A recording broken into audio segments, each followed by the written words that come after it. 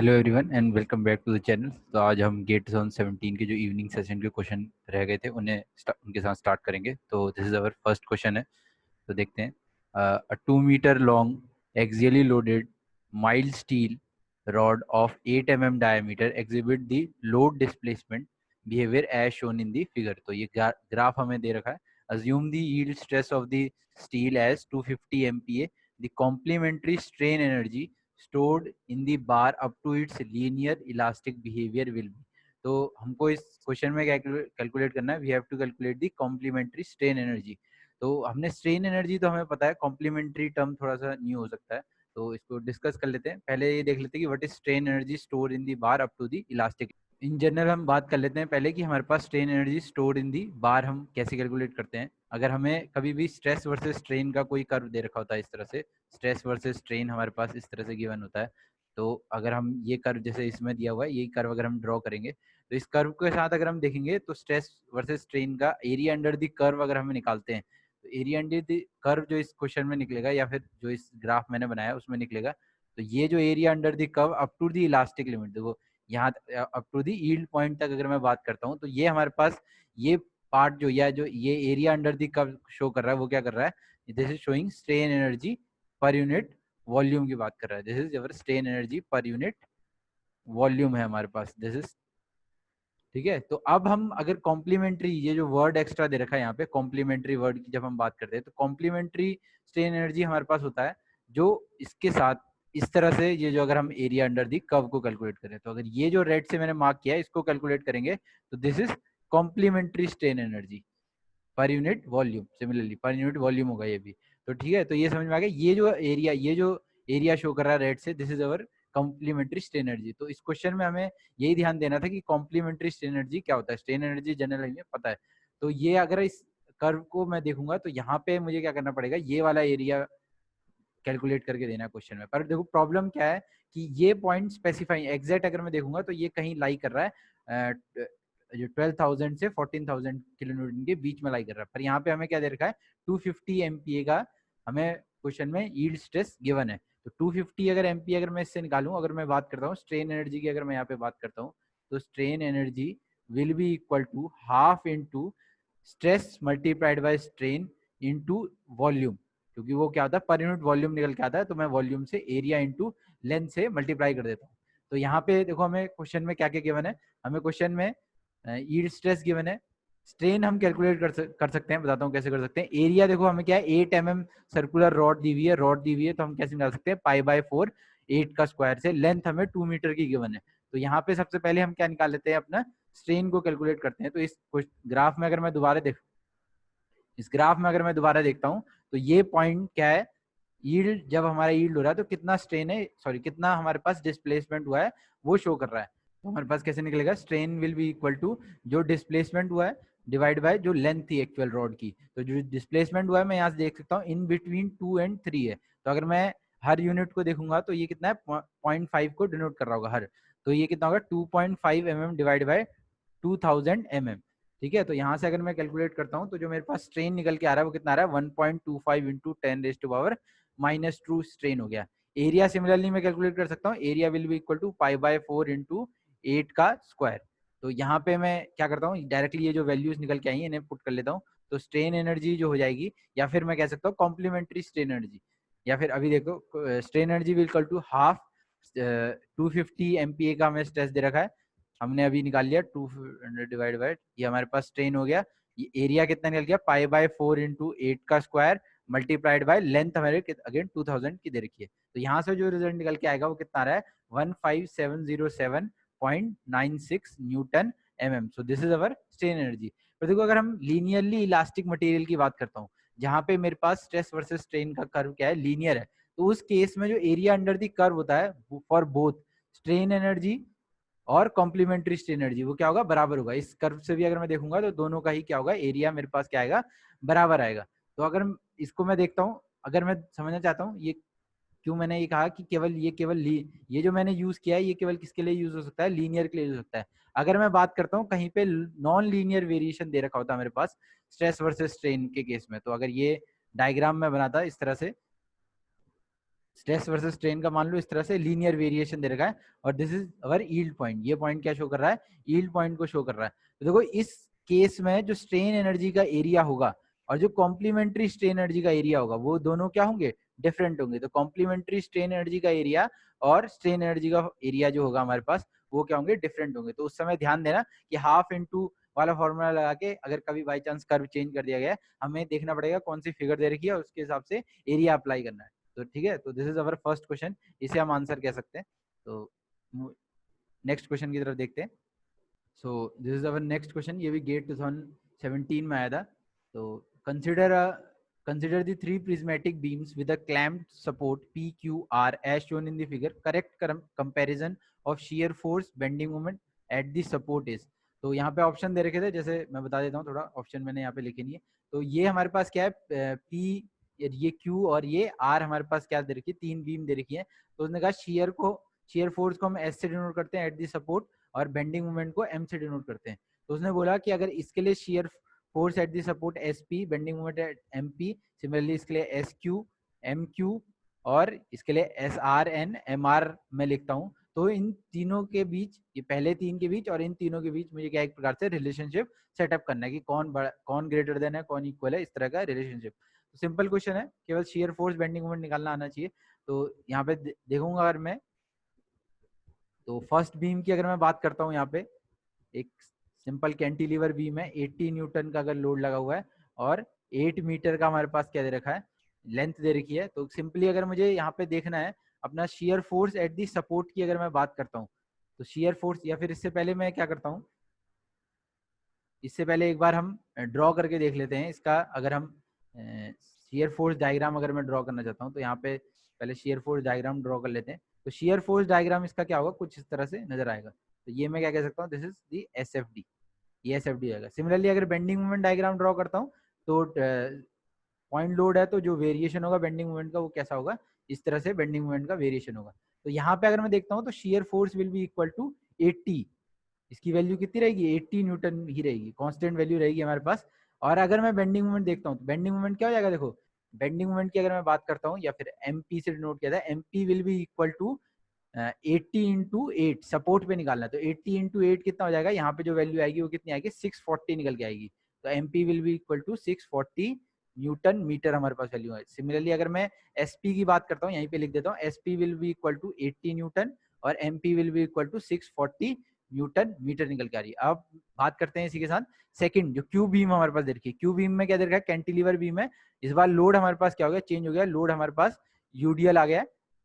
तो length of the beam remain same, 8 metre की beam है। इसका भी अगर मैं वेरिएशन ड्रॉ करके देखता हूँ, SFD BMD बना के देखूंगा यहाँ पे, तो SFD BMD मेरे को कैसी नजर आएगी, पहले शेयर फोर्स डायग्राम बना के देखते हैं। तो शेयर फोर्स डायग्राम देखो, UDL अगर हमारे पास है तो इसका मतलब जो हमारे पास शेयर का वेरिएशन होगा वो क्या हो जाएगा, लीनियर वेरिएशन हो जाएगा। यहाँ पे शेयर का वेरिएशन क्या होगा, लीनियर वेरिएशन होगा। तो ये क्या हो गया हमारे पास, पॉजिटिव आ गया। और यहाँ पे अगर मैं बेंडिंग मोमेंट डायग्राम बना के देखता हूँ, तो this is our shear force diagram. और बेंडिंग मोमेंट डायग्राम BMD बना के देखता हूँ यहाँ पे, तो BMD मेरे पास किस तरह से नजर आएगी, देखो यूनिवर्सली डिस्ट्रीब्यूटेड लोड है, UDL है, तो जो बेंडिंग मोमेंट होगा वो हमारे पास क्या होता है, पैराबोलिक नजर आएगा। तो पैराबोलिक अगर मैं बेंडिंग मोमेंट डायग्राम दिखाता हूँ तो कुछ इस तरह से मुझे पैराबोलिक नहीं आएगा, मैक्सिमम एट दी सपोर्ट नजर आएगा, तो नेगेटिव आएगा, हॉगिंग मूवमेंट आएगा।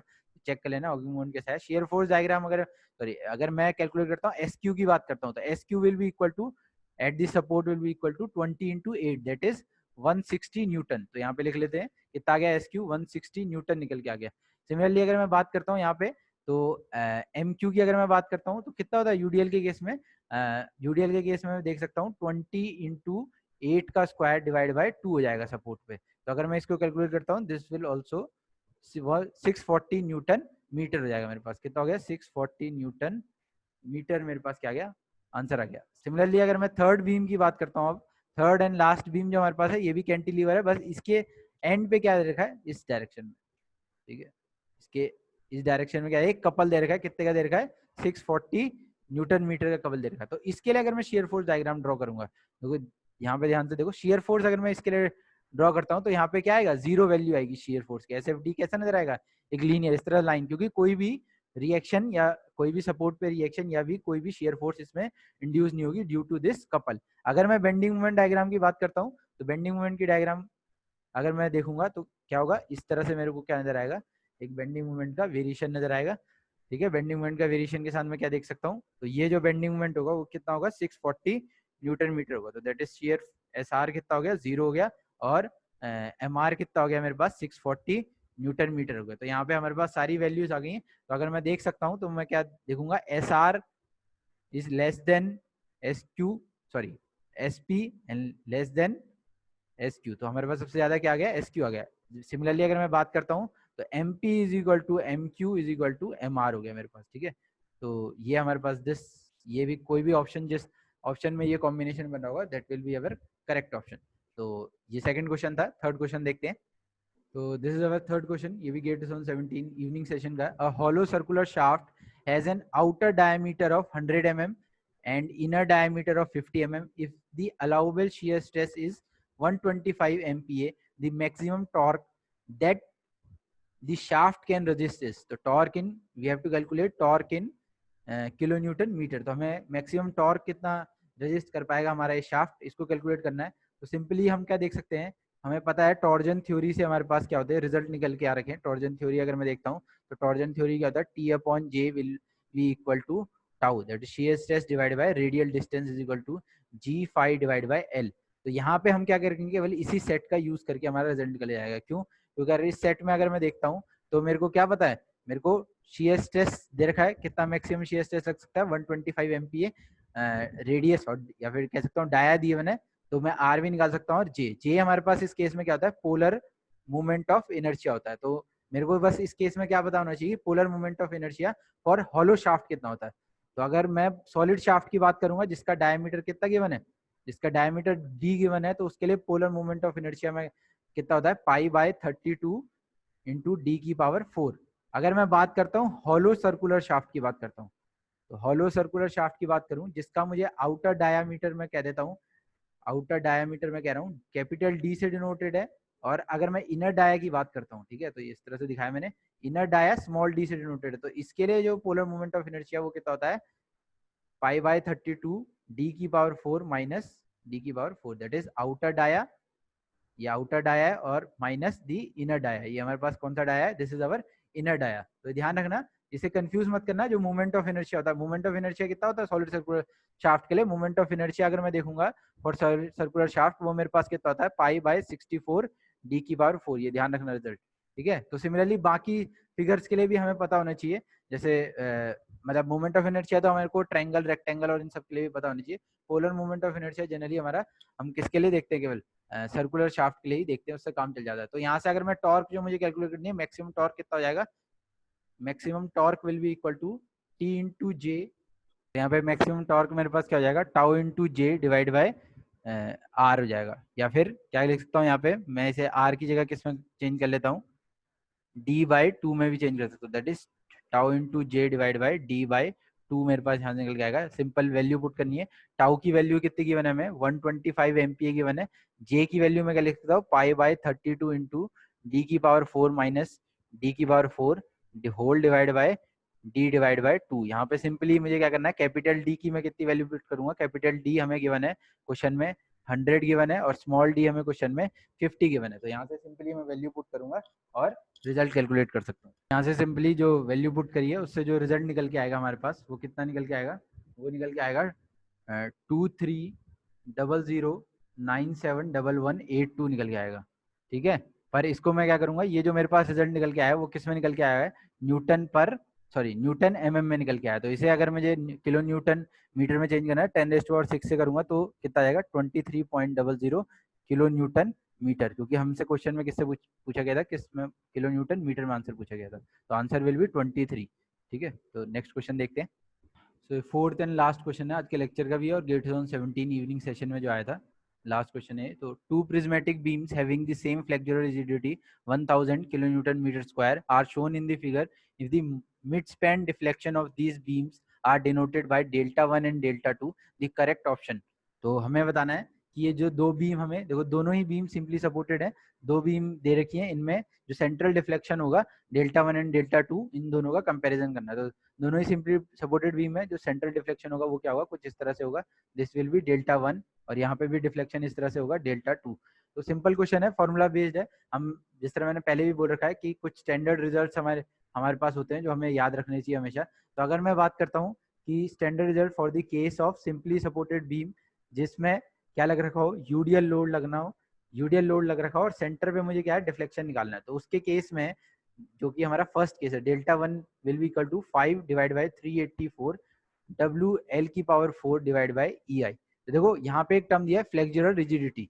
तो फ्लेक्सुरल रिजिडिटी किसके बराबर होती है, ई आई के बराबर होती है। ई आई कितना दे रखा है, 10⁻³ किलो न्यूटन मीटर स्क्वायर हमें क्या है, फ्लेक्सुरल रिजिडिटी दे रखी है। ठीक है, ई आई की वैल्यू हमें गिवन है। तो इस क्वेश्चन में मैं देखूंगा तो W की वैल्यू कितनी गिवन है, W equal to 6 kilo newton metre हमें एक वैल्यू गिवन है। स्पैन की कितनी गिवन है, यहाँ पे लिख देते हैं। तो W की वैल्यू 6 हमें गिवन है, स्पैन की वैल्यू L की वैल्यू कितनी गिवन है, 4 मीटर हमें गिवन है। EI की वैल्यू मैंने अभी बताई 10⁻³ गिवन है। तो यहाँ से अगर मैं डेल्टा 1 की वैल्यू निकालूंगा तो delta 1 will be equal to 20 into 10⁻³ metre में निकल के आएगी। ठीक है, तो this is standard result for the first case. Similarly अगर सेकंड केस में बात करूंगा, सेकंड केस का भी हमें स्टैंडर्ड रिजल्ट पता है। तो सेकंड केस में अगर सेंटर पे पॉइंट लोड लग रहा हो, 120 किलो न्यूटन का पॉइंट लोड लगा है सेंटर पे, तो स्पैन लेंथ हमें कितनी की बने, इसमें 2 मीटर की गिवन है। तो इसके लिए standard result delta 2 will be equal to P L cube divide by 48 E I होता है। ठीक है, तो अगर यहाँ पे मैं वैल्यू पुट करता हूँ, पी की वैल्यू हमें कितनी गिवन है, पी इज इक्वल टू 120 हमें गिवन है। लेंथ की अगर मैं वैल्यू देखूंगा तो 2 मीटर की लेंथ गिवन है, ई आई हमें गिवन है। तो यहाँ पे दोबारा सिमिलरली सारी वैल्यू पुट करूंगा तो delta 2 will be equal to 20 into 10⁻³ metre. तो delta 1 and delta 2 are equal. तो इस अगर मैं ऑप्शंस में चेक करता हूँ तो करेक्ट ऑप्शन होगा हमारे पास ए। तो इसी के साथ हमारे क्या है, गेट जोन 17 के जो क्वेश्चन आए थे मॉर्निंग और इवनिंग दोनों ही सेशन के स्टार्ट हमने खत्म कर दिए। तो नेक्स्ट लेक्चर से हम 2016 के क्वेश्चन लगाएंगे जो स्ट्रेंथ ऑफ मटेरियल गेट में आए थे। तो thank you for watching the lecture.